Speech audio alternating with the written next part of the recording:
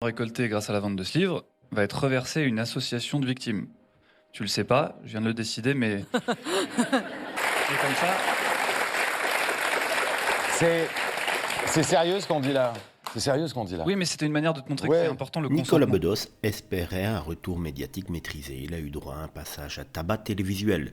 Invité le 4 mai 2025 de l'émission Quelle époque sur France 2, le réalisateur y venait pour promouvoir La soif de honte, son livre Confession. Mais l'interview a viré allègre. Quelques jours plus tard, il confie au Figaro: l'interview m'a presque fait regretter la garde à vue. Sur le plateau, Léa Salamé semblait au départ conciliante, saluant son changement de ton face au mouvement MeToo. Mais très vite, les questions deviennent incisives. Paul de Saint-Cernin, avec son humour corrosif, lâche une pique. Les bénéfices du livre iront à une association de victimes. Malaise, Bedos tente de garder contenance mais riposte. C'est sérieux ce qu'on dit. Le contexte est alors explosif.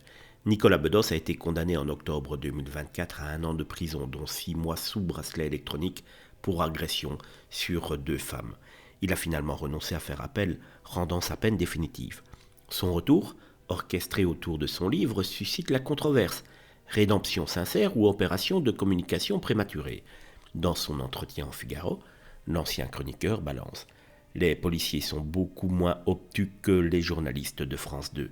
Une attaque frontale contre une émission qui n'a pas ménagé son invité, malgré son vernis de repentance.